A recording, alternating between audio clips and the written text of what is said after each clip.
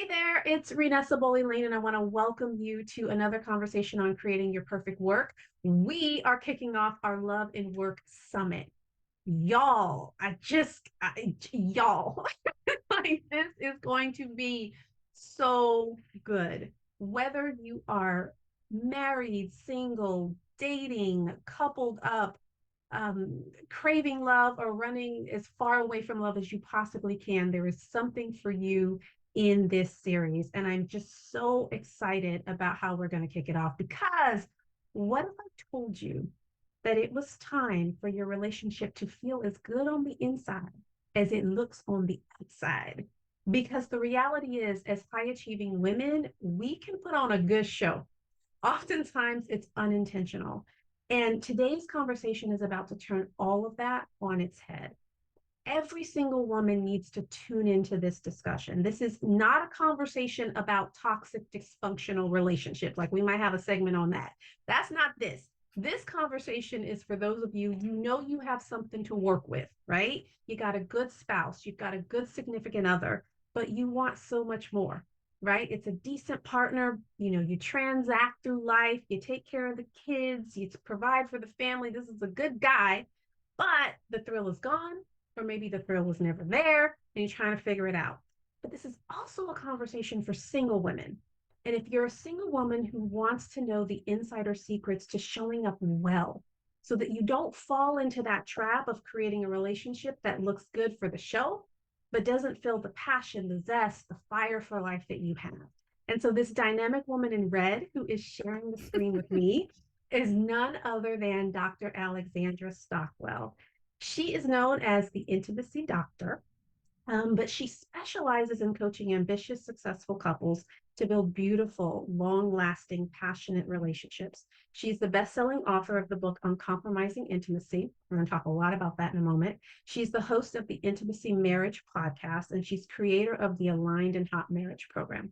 So for over 20 years, she has been showing men and women how to bring pleasure and purpose into all aspects of their life, from the daily grind of running a household to intimate communication and ecstatic experiences in the bedroom, while all maintaining a professional success. What's the other credential? She's a wife of 27 years, which is all that matters to me. She's the mother of 4, which is the second thing that matters to me. But she's been featured in Huffington Post, Rolling Stones, USA Today, Cosmopolitan, and other things. Those are all the credentials. Let me tell you why I'm really personally kind of team Stockwell. I read her book. I'm a personal fan of Uncompromising Intimacy. I read her book, and it's literally like she's reading the room. She's all in your head. She's saying what you might have said. This is not your grandmama's relationship. This is not your mama's relationship. Dr. Alexandra really talks about modern working women and the desire to be awesome in the boardroom and the desire to be awesome in the bedroom. It's a really refreshing read. And so today, this conversation is going to call mediocre mediocre, and it's going to give us a vision of what's really possible. And so I hope that it sets the stage for the rest of the series in a very, very powerful way. So with that, Dr. Alexandra, I don't know what I'm going to call you, from Dr. You're going to Stockwell, call me Alexandra. Alexandra. Alexandra. We become fast friends. Yeah, I really think highly of her. You're going to be blessed by this conversation, and I'm super excited. And so with that, I just want to welcome you to the show. Thank you so much. My heart is moved both because it's a pleasure to have a conversation with you, and everything that you've just said is what I care about. And it really is a missing conversation. Why should women be focused on excelling, have ambition serve them well in professional contexts, and then that doesn't seem to work out the same way at home, which creates a kind of drag in moving forward through life. So I just love so much how you set up the conversation. We're not gonna have time to cover everything that I'm just gonna say that like I had to cut some stuff out, and I'll probably still end up having to cut some things out. But I really want to lay a foundation here, because in your book you quote this study, the survey done by the Durex condom company, and it was a study of 29,000 couples. And it showed that 84% of couples were not happy in the intimacy they experienced. And so this entire series is rooted on the idea that our love life impacts our work life, for better or worse. How is this level of dissatisfaction impacting women in their career or their business? What are you seeing? I'm going to answer that, and I want to add another statistic Yeah. to flesh it out. So, I don't have the numbers exactly correct. I didn't think to prepare them. But basically, for men and women who are successful at work, Yeah. the vast majority of them are not gratified and happy in their relationships. However, the ambitious men and women who have really great marriages or Mhm. committed relationships, I'm not making Yeah. a big distinction, they are much more likely to have success in their careers. So at first glance, it sounds sort of like going in two directions. Yeah. So the bottom line in what I'm saying is that for the woman who prioritizes her relationship, who makes a point of finding out how to make it feel good for herself, and only to the extent that it makes sense for her to be responsible, make it feel good for her spouse as well, she Yeah. is likely to really thrive in business. The more common scenario, which results in that 84% dissatisfaction, that results in so many ambitious, successful people really achieving incredible things in their career, but it's just not as enjoyable if you're coming home to something a little stagnant or unfulfilling. It's because we're trained to prioritize our career first, Okay. to really focus on how to excel with the idea that our relationship will just catch up, but that's not actually how relationships work. Mm. Relationships, you can't just go on vacation and reconnect and suspect that to be sustaining. Relationships are very much an everyday kind of thing. So, sure, you have a big deadline and you ignore your family one evening, no problem. Yeah.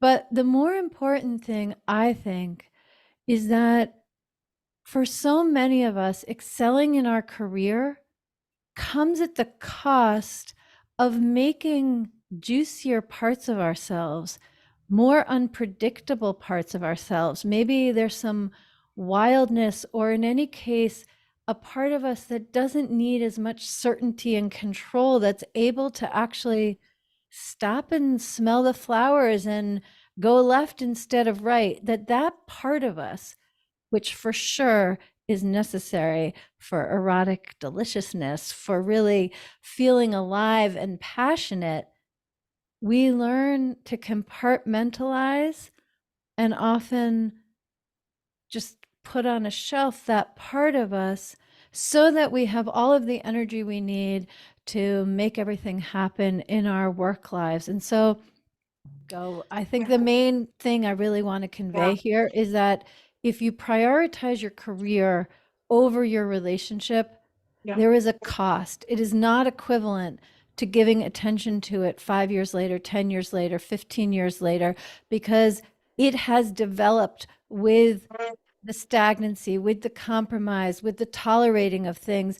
And going and reviving it is not the same thing after 20 years of stagnancy Wow. as it is compared to when you make it a priority every step of the way. Yeah. So the bottom line is the priority. And I think for a lot of women, there's greater certainty in your work, whether it's your career, your business, even if you're starting, a business and it's new and all that. You kind of you have this belief that you can figure it out. And oftentimes it's kind of up to you. There's this sense of here's the sphere of my control. In the relationship, there's so much vulnerability. There's a whole nother person. They've got their makeup, they've got their triggers, they've got their wounds, they've got their personality, they've got their work. Like there's all of these other facets that you have no control over. And it is easy to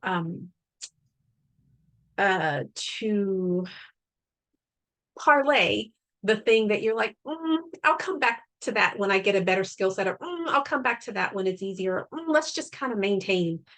This is working. It's status quo. It's not that bad. It's, but what's going to happen in this conversation is this opening up of that there's so much more.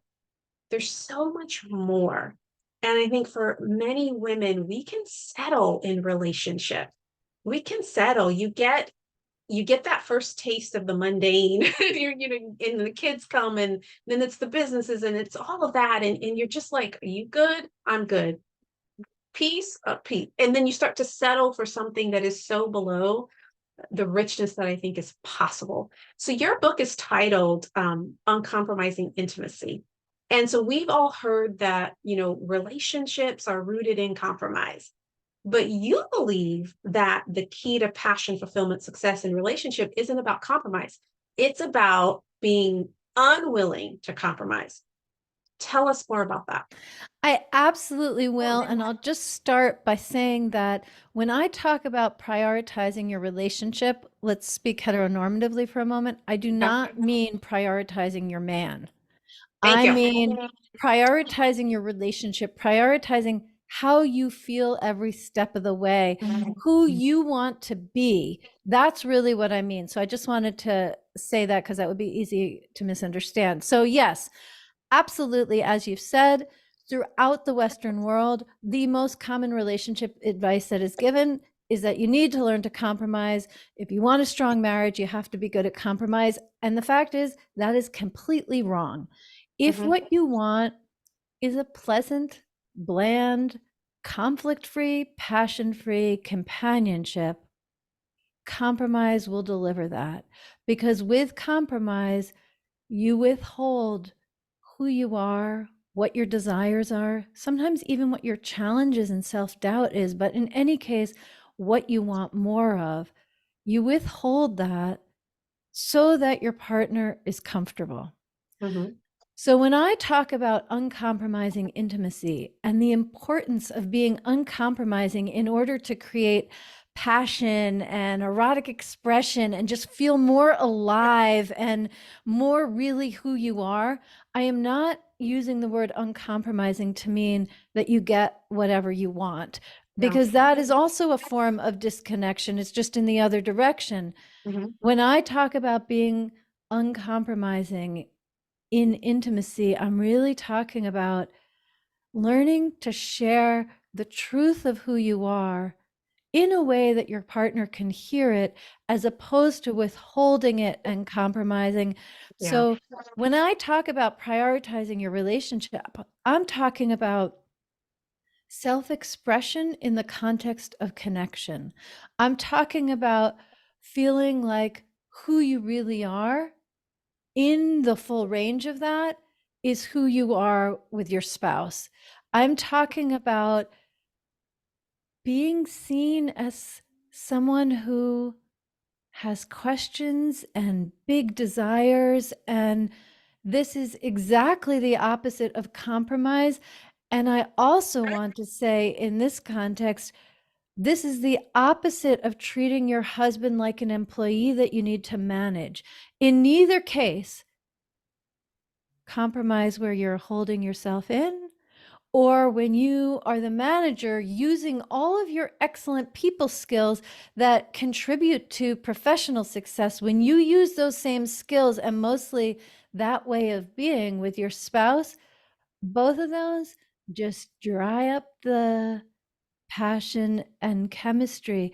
It's who you are in your full range of smart, successful, uncertain, awkward, sometimes smelly, hesitant, abandoned passion. What really makes for a long-lasting, rich relationship is being that woman throughout the course of your marriage. And I'll just add that when you can feel who you truly are at home, where it's an oasis for full expression, you absolutely have access to more creativity, vision, inspirational leadership. You take more risks, and you create more results. Wow. Wow. You you talk in your book about this idea. You talk about three types of relationships. And so for the sake of time, I won't go through all of those types, but the toleration um uh, style or type is one that the whole book is really predicated upon that. Tell us what a toleration relationship looks like and why you place so much emphasis on that in your work. I will, and I'll just refer to the others by name, Yep. which is to say that a toxic relationship is one where there's a lot of anger and a lot of fear, and Mhm. then it's not really safe to be fully expressed in the way that I'm talking about. Yeah. A termination relationship is when one or both of you have already decided it's going to end when the kids are out of the house, and there too, there's a kind of invisible wall between you. When it comes to a toleration relationship, you both love one another. You want to be together. The thing is that you get into what I'm just going to call unhelpful habits, and you learn to curtail yourself. Maybe it's common for many women to feel like they're just too much for him to handle, so they stay small, or whatever the particular flavor is, like you won't be met well. So it's just not worth the trouble. There's no point in rocking the boat. We're going to end up in the same place anyway. And so evening comes, the kids are in bed, and either you go right to sleep or you're in different rooms. Maybe you're on your computer doing work. But the point is that it's a time when you could connect, but hanging out together feels a little bit more like a chore or a good idea rather than the thing which is naturally arising as something that's going to nourish you. This also means that when you head off to work, you might just say, "Bye, honey, see you later," if that, as opposed to taking a moment. It doesn't take longer to really be present, be in your body, have a delicious kiss, and then leave, which means that when you come back at night, it really feels like reconnecting rather Mhm. than finding your way. Another aspect of the toleration relationship is that you don't really share what actually matters about what's happening Mhm. at work. You have lots to say about what happened today, but maybe the thing where you're questioning yourself, or you know, if your girlfriend called and you'd have a lot to say, Mhm. how much of that are you telling your spouse in a way that creates connection, not just Mhm. to unload, but Yeah. that really is an invitation for him to feel who you are in that moment? Mhm.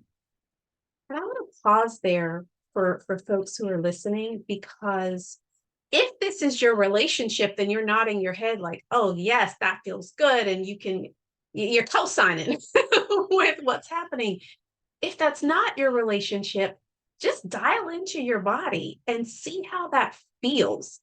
Like, just even the idea that you get to bring your hopes and your dreams. And, how many times have you left and be like, be safe, like, don't have an accident. But that sense of being able to really connect and really see and all of that. And just as you listen, is that a sense of longing? Is that like, wow, I want that. And this conversation is not about what does he need to change in order for us to have that. Everything in this conversation is you us getting to take responsibility and ownership for what we want to create. And it starts right here. And we're going to talk about why that's the case, but the whole point of this conversation is to give a vision. The whole point of the conversation is also to wake up out of the stupor of what might be just the mundane, everyday, not really bad, but not really good. And you got one life to live. Why not make it so amazing and so juicy and so awesome? And this is the conversation, in my hope, that really starts to open that door for some people. But in your book, you talk about yourself. You talk a lot about yourself, and you talk about realizing that you had this dialed down vibrancy and this feeling of disconnect from the pleasure of being a woman. Tell us more about that. Yeah, so the first time that I really experienced that in a big way was my daughter's ninth birthday. She's now 26, but when Yay. she turned 9, Josephine was this vibrant, joyful, just this wonderful, feminine, intelligent girl.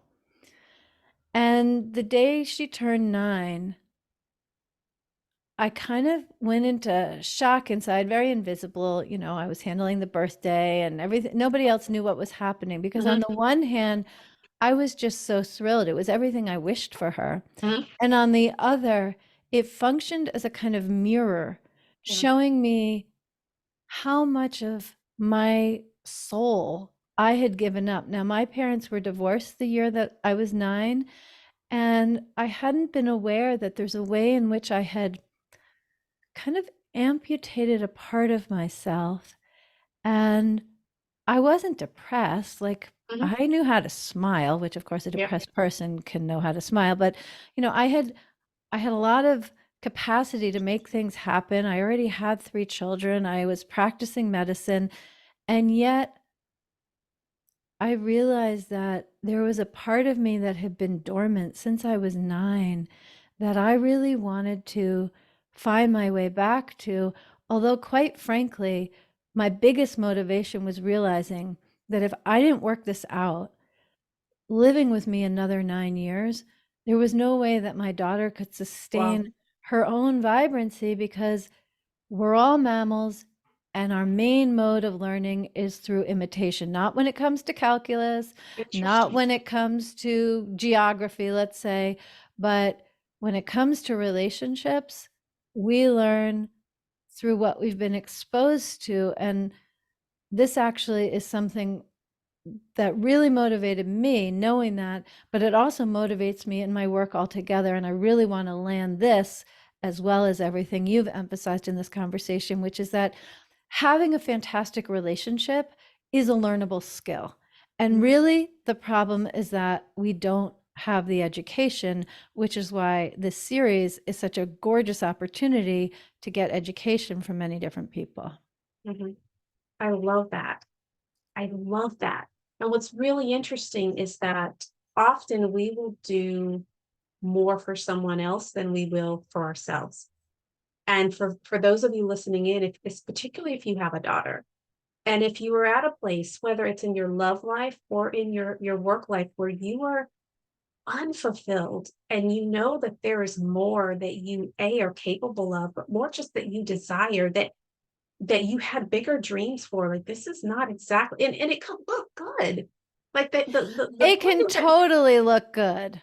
and it And could this be is good. still, yes, and this is And still the reality underneath, because there certainly are many people who admired me and my life and my way of being a woman then. But yeah, I knew it was just so much less than what I really wanted. yeah. And so as you listen in, take heed, because we might not do what it takes for us. It's like, oh, the cost is too much, or the work is too hard, or it's too scary, or it requires so much more than I'm willing to give. The parallels happen in love, and they happen in career and business all the time. Women have this idea of, this is what I've always wanted to be, or when I was 25, I wanted, and now I'm 45 and I can't, blah, blah, blah. Like, it is possible, but there's a commitment to the vision that has to happen before anything else ever shifts. But what I found interesting, though, as I read about you, Alexandra, is that when you had that realization, one of the things you said was that, um, how uneasy you felt kind of facing the intensity of passion. Like, it wasn't just, oh gosh, there's this vibrant woman that I have not become, or, whatever.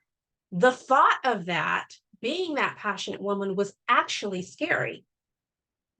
Tell us about that. Cause I think so many people can, I was like, oh, she's right. Like, that is, Yeah. you know, Well, you think about the skills or the way of navigating life that creates professional success. And it has a lot to do with control, strategy, being disciplined, follow through, and making a plan and sticking to it. None of these really have a place in erotic expansion or passion. Like, part of it is that it means, this isn't literal, of course, but like taking off the mantle of the prefrontal cortex and seeing what else is living in my body and in my soul, and having experiences that I don't even have words for. Mm-hmm. And I'm glad you asked me about this, because I haven't thought about this in ages, but my real concern was that if I access more in me, and I was sure there was more, but if I access it, am I going to be able to put my skills back on? Is it because, in my experience, so many of the women that I knew were either passionate and honestly somewhat indulgent and not very ambitious, but very attuned to their sense Interesting. experiences, and otherwise driven, knew how to override their own desires because there was a plan, there was a Yeah. goal, there are things that need to happen. And that's just indulgent. That's not who I am. And I really couldn't at that time think of anyone who genuinely inhabited both worlds and was able to pretty much voluntarily choose which way of being for which Interesting. context. And it was almost like, if I went to Paris, I'd never ever make my way back to San Francisco, because Mm-hmm. like the ocean would just get bigger and I couldn't find my way back. And also, I liked who I was. I Mm-hmm. liked being someone who was reasonable. And I thought, how is this gonna work? Like, what if I don't like me? What if I don't like my life anymore? Mm-hmm. It like, inherently there's such vulnerability, and the usual problem solving skills, if they're working, then we're not talking about what I mean to be talking about. Wow. It's so interesting that you make that analogy, because there's a lot of we have a lot of judgment around what it means to be a free woman, right? Yes, So yes, yes. oftentimes, and even let me, like, to be perfectly clear, as I was pulling together this Love and Work Summit, it was originally intended to be a conversation about the whole spectrum of relationships. It was going to be a little bit about, your intimate relationship, and then it's about your professional circle and your networking, and then it's your girlfriends. And so it was all of this. And as I started having conversations with people, first, all the folks that were responding were all relationship people. And I was like, well, we cannot have this cannibalization of just talking about relationship. But I've grown enough and I've become so much more agile, as an entrepreneur. Like, you got to pay it. You have your plan, you have your target, you have your destination, and then you see what shows up, because what shows up is indicative of where you should go. And then as I started to have these conversations, there was just so much richness. I was like, we could do a whole series on just the intimate relationship all by itself. So of course there was this pivot, but as I was pulling people together, I was like, look, don't be too out there, goddess. We have an audience over here. We got to take care, make sure that they step in their big toe into this whole freedom of woman thing, right? But I remember, even as I was connecting, there is this sense of like, there's some women that just exuded, like, I was like, she's gonna probably start floating or something. She's just free. And yet, when you think about that for yourself, there is this sense of judgment. There is this sense of, well, I don't know if that's appropriate. And am I still going to be able to, am I going to be viewed as like, even posting on LinkedIn about love and work and blah, blah, blah. It's like, well, what's the perception? Is that professional enough? And so on and so forth. But you said, oh my gosh, I quoted something. I pulled it out and I literally quoted it verbatim. You said, in fact, quote unquote, Once I let go of judgment and stopped being controlling, I accessed a multitude of orgasmic energy and erotic passion. And so, A, I'm going to let you, I want you to explain that. I want to invite you to explain that. But two, it is who you might want to be as a free woman. And it's not just being free in your relationship. That freedom translates into the market. And when you are a woman who is open and magnetic and flowing and safe, and like there's a confidence that comes with that, that's very attractive. It's very attractive to clients. It's very attractive to hiring managers. It's very attractive to, be leading people. But it is what has to go is that control and that judgment, and you operate from a completely different place. Yeah, Completely I different. really want to speak to that because actually, I could have worn a buttoned blazer and said the same things. Now, I didn't because I'm representing a certain approach, Yeah. but the point is that there is a way to be totally professional and operate in this way. And I want to respond to two different things. The first one is that I really love how it's the relationship coaches who responded and the direction that you've taken this. But in particular, I want to say it because if you know how to have a really great, nourishing, passionate, tender marriage or committed relationship, you know pretty much everything you need to know about relationships in terms of professional networking, in terms of getting along with colleagues. Yes. Maybe there's a little bit of a stretch for the occasional woman in deepening relationships with girlfriends, Mhm. but with friendships, but otherwise, in fact, some of my favorite testimonials that people have contacted me after reading my book have applied the tools that I give in how to really up level your marriage. And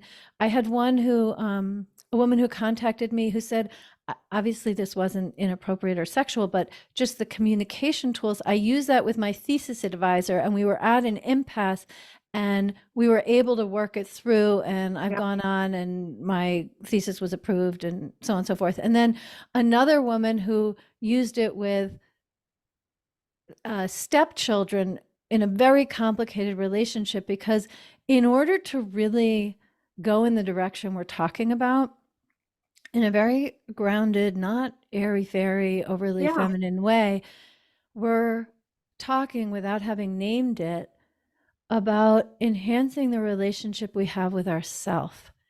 And in order for me to have a presence in my marriage that really is honoring of me and Mhm. not just a servant and not just managerial, I need to have a healthy, beautiful, loving relationship with myself. And any woman in any room who has that, even if she's talking about the markets and, some product in Japan, Mhm. in a buttoned up blazer with heels the exact right height and nude colored stockings, Yeah. still you can feel that she has a conviction and most of all a trustworthiness, because there's more there than just a brilliant mind, and Yeah. that builds trust. I mean, we all know the statistics, right, about how I think it's 12% of your words is what makes the communication. And I think it's 33% of body language and clothing, and about 60 plus percent, whatever adds to 100, is gravitas.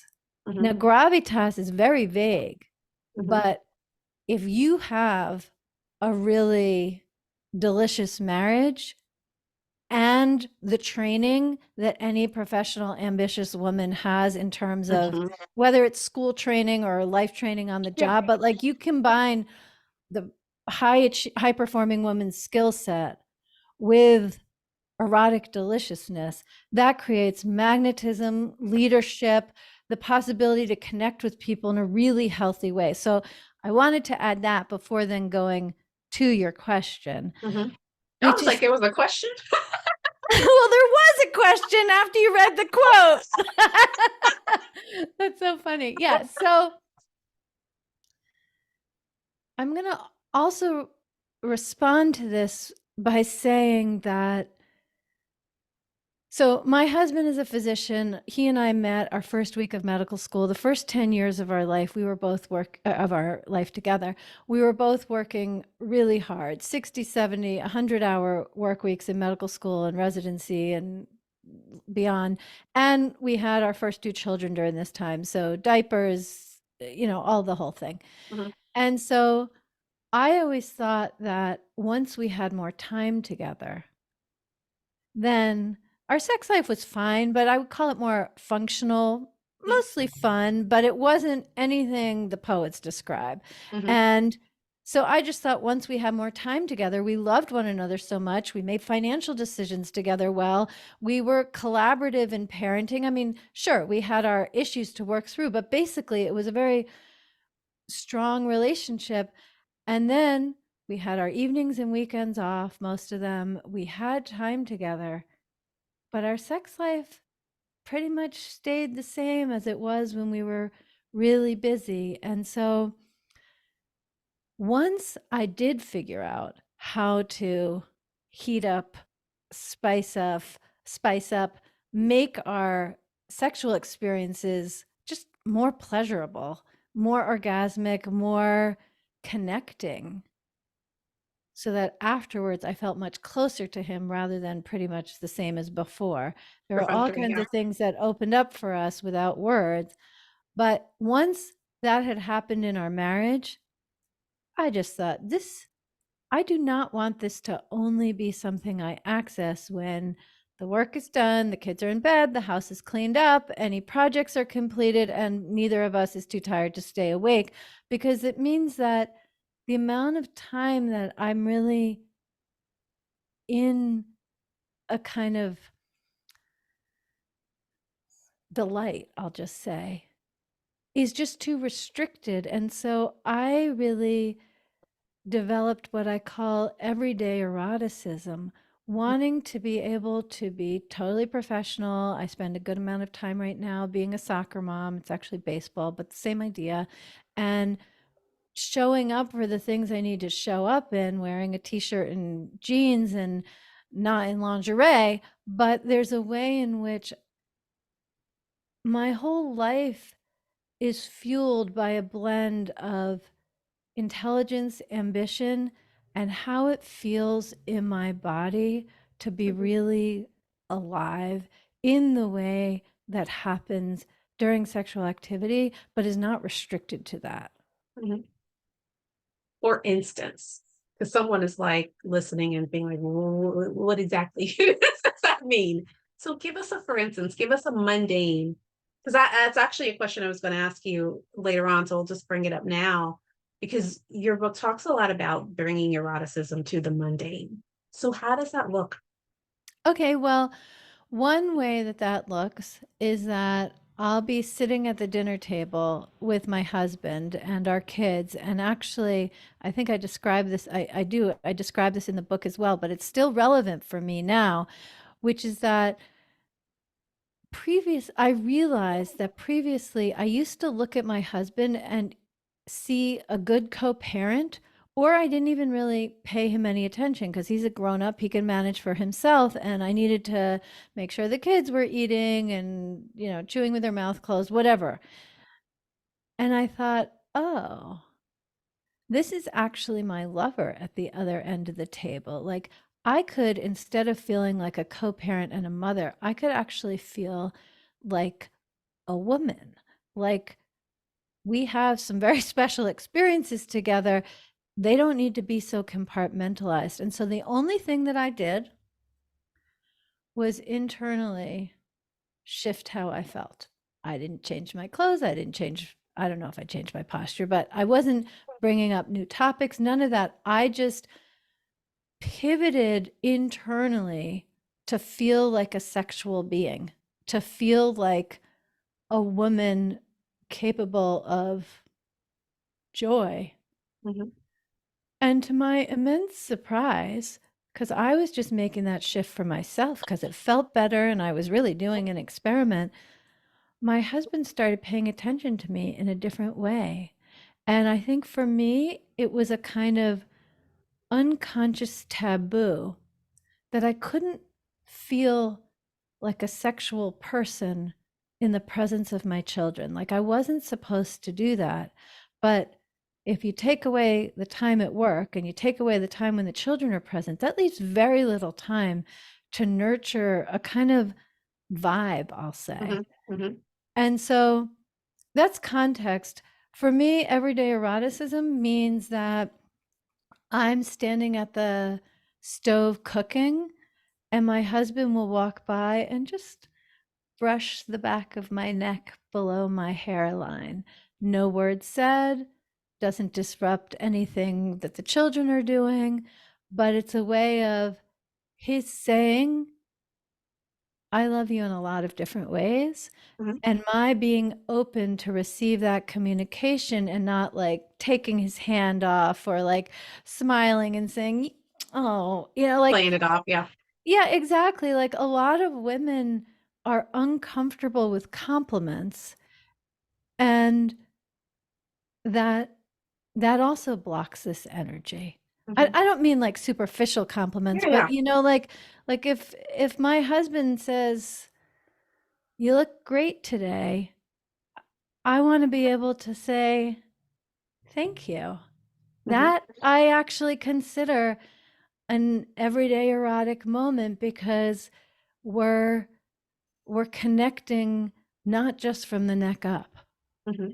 Mm-hmm. Even though we're not about to have sex. Like this is all very contained, very professional, very high functioning.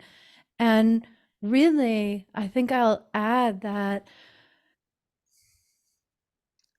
we sometimes forget that the thing that makes for really great sex, it's not how you look, it's not what position you're in, it's not whether the sheets are new, it's none of that. What makes for great sex is feeling good. Mm-hmm. And we can feel good, not in the same way, of course, but we can prioritize and take responsibility to manage how we feel really in any context. It's not Mm-hmm. up to somebody else to provide that for us. Mm-hmm. I love that. I love that. And I'm going to segue into what I think is a very connected topic because you often say that great sex requires speaking the truth. Yes. And, and many women withhold, and that's just women, men as well, but we're talking to women, but many women withhold their truth in relationship, and that is detrimental to the connection. Tell us exactly what you mean by that, because you spend a fair amount of time, kind of bringing out that point. And I think it's because again, there's women who are listening to you, and they're like, "Well, that's great for you. I don't feel that way to him. I'm not going to get writhing and stuff in my seat just because, like, the feeling is not there." And so Yeah, there are I would love blocks to to that, address right? that. Absolutely. So I'll just share about one of the couples I first worked with. Mhm. When I met them, they had a beautiful toleration relationship. They loved one another. There was no question of divorce. They were committed. They had a good life together. She was a physician and he was an engineer. And they had two children, I think middle school and high school. And they hadn't had sex in 9 months. And so I met them. This was very early when I was still really learning to become masterful in Mhm. coaching couples. And I was just clear they needed to build rapport with one another. And I needed to build rapport with them before we discussed anything and had it be a meaningful conversation. So I think maybe after the third or fourth session, when I had really, I helped them connect and create what I would refer to as emotional intimacy, openness, and expressing of what was alive for them. So, anyway, in the fourth session, I said, okay, well, now let's talk about other things. I was very discreet. They were pretty buttoned up, and I wasn't as comfortable as I am now. So I was like, now it's time to talk about other things. And they were both kind of confused. They didn't know what I meant. And I was like, And then her eyes got big and she said, "Oh, we're all set." Because all it actually took was my guiding them to open and share and rebuild rapport and see one another not as a disappointment, but in all of the beautiful qualities that they brought to one another's lives. There was, of course, more to it. But once they did that, I don't even know exactly when they overcame their dry spell, because it was a natural following of that. Now, if someone has had trauma that's really influencing things, or a medical condition, like Yeah. there, this isn't the answer all of the time, Hmm. but way more often than people would imagine it is. And the way that I love speaking about it is that in a long-term relationship, everything which is in sex functions as foreplay. Hmm. And what I mean is that every interaction, even if it's just to a tiny degree, it either brings you closer together or drives you further apart. And if we are used to being further apart or withholding, not being self expressed, not saying what we really want, going to going to dinner at the Italian restaurant because that's what we always do, and that's what my husband and kids want, even though I really want to try the new Korean Hmm. place. But I don't say that because we just go for Italian because that's what we always do. Anything along those lines, it creates a kind of a micro separation, a micro withholding. And as women, men too, but anyway, as women, there's no magic switch to flip, that if we're withholding and contracted and not entirely authentic and genuine, there's no switch that we can flip when we get to the bedroom that has us be fully present and our whole self and able to really just bring all of us to the experience in the way that is actually required to Yeah. feel really gratified. Because if we are in our head, there just is a whole lot less possible in terms of pleasure and connection, erotically speaking. And one of my very favorite phrases in personal growth is, how you do anything is how you do How you everything. do everything. That's Yeah. right. And so if you hold back on what you really want to be convenient, something that little girls are praised for all the time. We're praised for that in school, we're praised for that at home, and we're also praised for that in the corporate setting too. That if we just behave, we go with the way it's supposed to be, Toe the line. Yeah. toe the line, and be just function with how with the expectation. But that very quality, convenient as it is in many contexts from a certain perspective, is really the undoing of the deepest satisfaction in marriage, where being who you genuinely are and sharing that in a way your partner can receive it and welcoming their full presence, well, that's where magic is made in and out of the bedroom. Yeah. I love the point. And you're absolutely correct. I love the quote too. How you do anything is how you do everything. But for those that are listening in, the question that you get to ask yourself is, how often am I even honest about what I want? And it's not even just about in the bedroom. It is the most basic and mundane of things.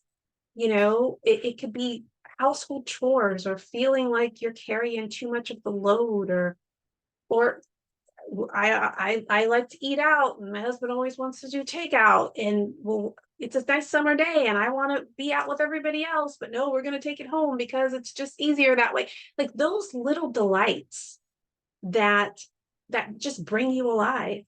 Are you suppressing that? Are you compromising on that? Are you surrendering that? And again, it's not about being adversarial, and it's not about No, just it's none not. of that. But It's a it is, dynamic. yeah, it's about honoring who you are. Again, this whole conversation is about you. There's no part of this conversation that is about anybody else needing to change anything.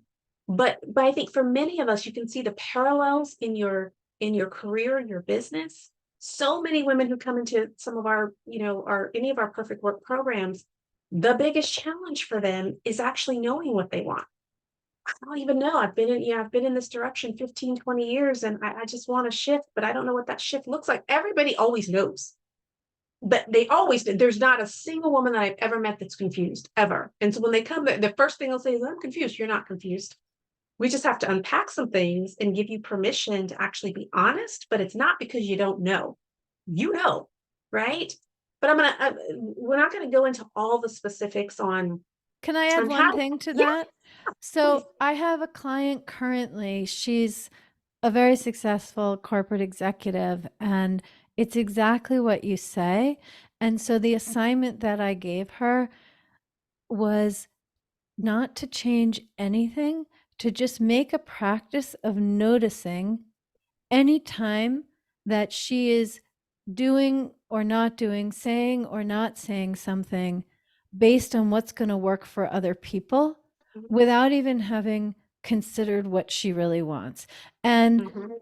she's like, yeah, but I don't know how I'm going to change it. I said, never mind the problem solving. Yep. That's part of the same thing. Just start by noticing. And she emailed me, her mind is blown without changing anything, just to see how often this happens with her husband, her children, her employees, both those higher than Mhm. her, equal to her, and below her in the organization. It's just notice and let Mhm. that be enough initially. I mean, imagine if that is the root of everything else that you perceive to be mediocre at best or a problem at worst in your relationship. Like, just imagine if that's the domino that you knock that over and all these other pieces fall. And how much control do you have over what you want? Right?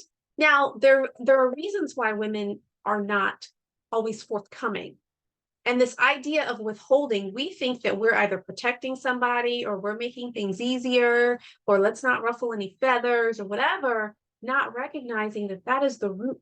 Who knew that you just not saying what you want, and it's not just about saying, it is advocating, it is actually following through, and all of those kinds of things of what you want could be the root of why you have like sexless and or what do you call it, affectionless relationship, Yeah, a right? pleasant companionship. Yes, right. But you mentioned there are three reasons why women can withhold what they want. And I think the first one you said is that they don't know, right? Correct. Yes.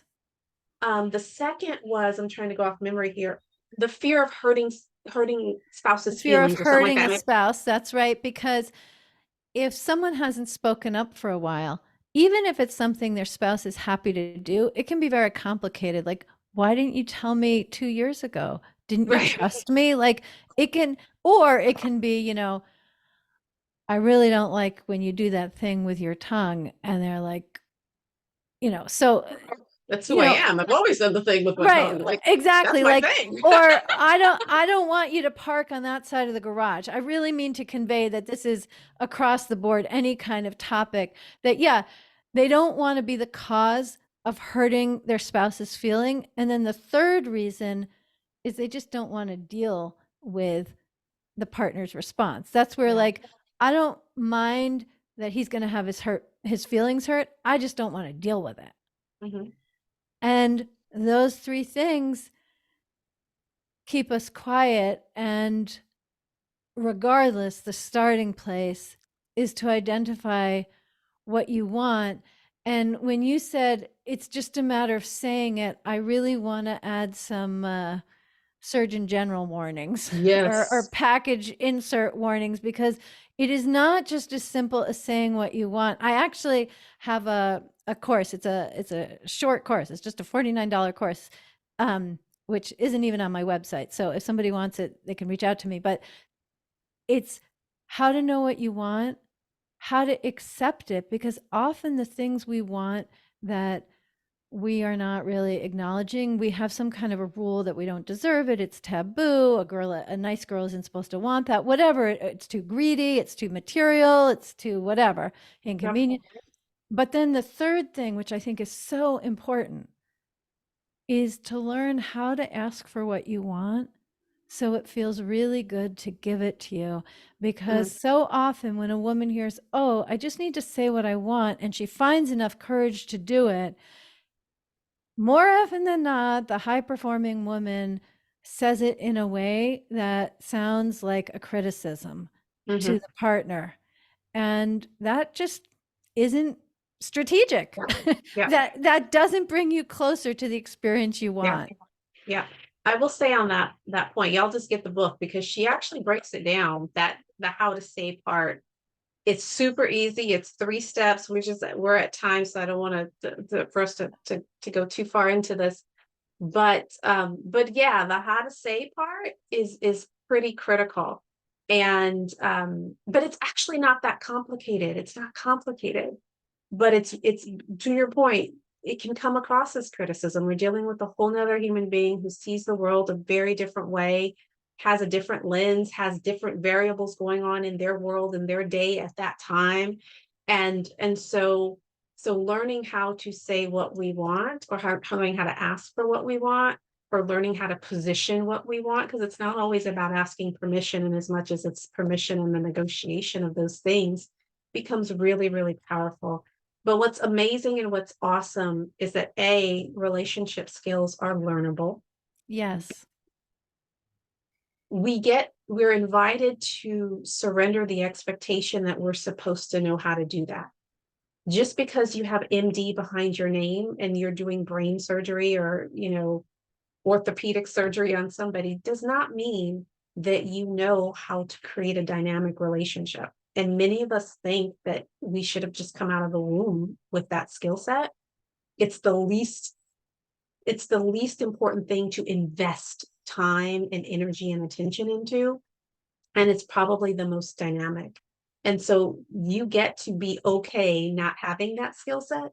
But my hope is that that the surface has been scratched, that there's like this itch that has been like, oh man, like because you can't unhear it, you can't unlearn it. And now the responsibility becomes, how do I make this shift? What does that look like? Or before you get there, what exactly do I want?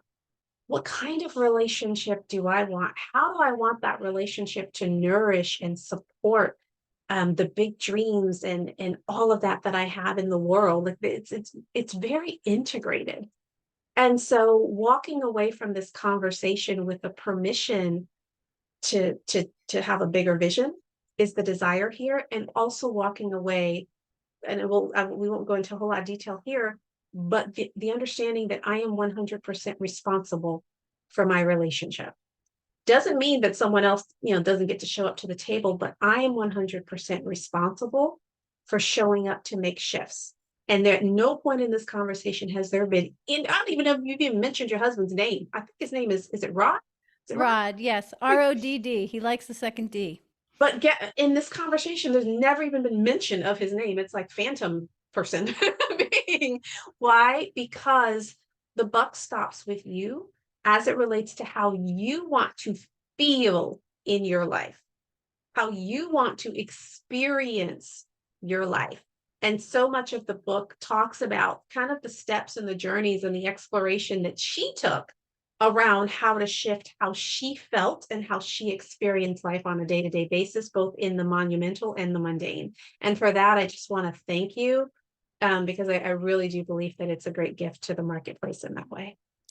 I'm so grateful that you say that. And I would love to add two things. One is that 15 years ago, you couldn't have paid me enough to convince me that I would be having this conversation now. I was relatively shy. I mean, I was a doctor, but I mean, about my personal life, I didn't share at all. I didn't presence any of these things, and I wasn't really even valuing them. And so I just mentioned that to really honor everyone starting wherever they are. And the other thing that I will say, which I think is so important, I do this with all of my clients and really encourage every woman listening, is to start with whatever speaks to you. This is Yep. not a binary thing where either you're in it or you're out of it. Do the version, even though you're a high performing, incredible, accomplished woman, start with training wheels. You will get to mountain biking, but start with training wheels. Maybe the next time you have a cup of coffee or tea, you just take a little more time to enjoy the flavor rather than gulping it down so that the effect kicks in. Maybe you just smile and reminisce with your spouse about some amazing private experience you've had. Like, there is a way to start, because in fact, I was just describing to someone recently who really wants to progress. I said, look, every marathon runner started by rolling over, Mhm. and then they learned to crawl. And I don't mean to say anyone listening is a child, but let yourself start wherever you are, because that is the way forward. Yep. Yep. Absolutely. So this has been a rich conversation. I'm so excited about it. And Alexandra has a free gift for everyone that is listening in. So I'm going to give you the stage to explain what that is. All I'm going to say is whatever it is, you go get it. Click the Okay, well, link. I love that. This Whatever it is, go get it. Click the link, put your name, email address, invite yourself into her ecosystem, and learn from her and grow with her and buy from her and invest in her when the time is right for you, if what she says has resonated with you. But let me just, give you the floor, what you got, and then we'll land this plane, bring it home.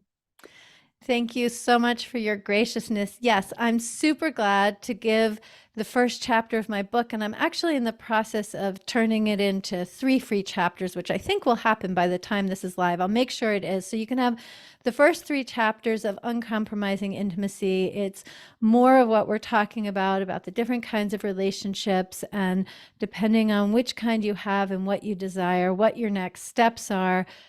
And my goal is that in reading those first few chapters, you have something that feels right sized to implement in your life to have a little bit more fun in your relationship.